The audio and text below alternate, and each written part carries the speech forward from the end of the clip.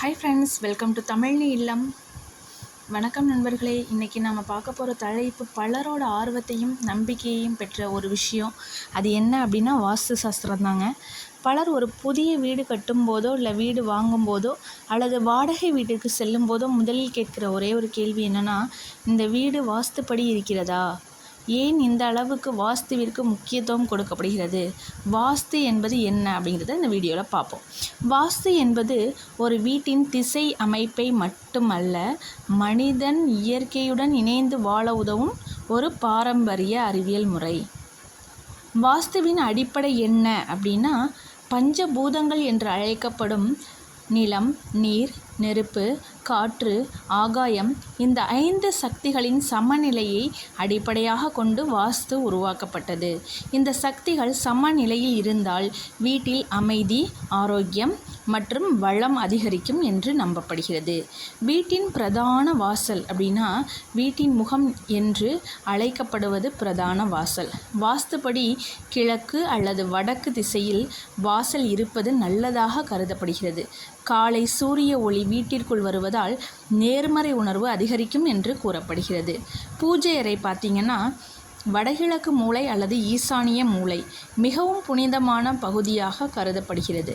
அதனால் பூஜை அறையை அந்த பகுதியில் அமைப்பது சிறந்ததாக சொல்லப்படுகிறது.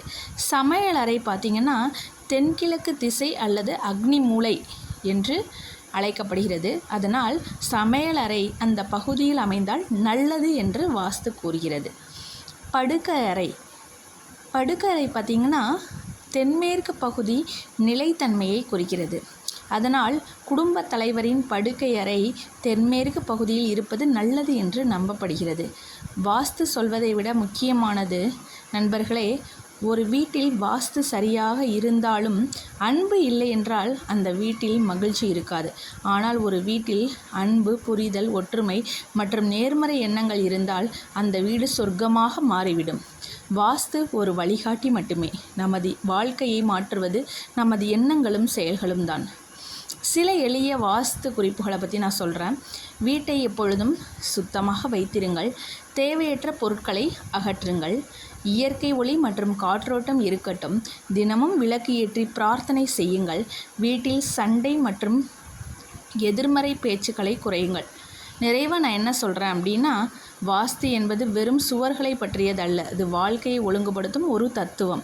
அன்பு, ஒற்றுமை, நேர்மை, நம்பிக்கை ஆகியவை இருக்கும் வீடு தான் உண்மையான வாஸ்து நிறைந்த வீடு. வீட்டின் திசை உங்கள் வாழ்க்கையை மாற்றாது, உங்கள் எண்ணங்களின் திசை தான் உங்கள் வாழ்க்கையை மாற்றும். நன்றி நண்பர்களே. இந்த வீடியோ பிடித்திருந்தால் லைக், ஷேர் மற்றும் சப்ஸ்கிரைப் செய்ய மறக்காதீர்கள்.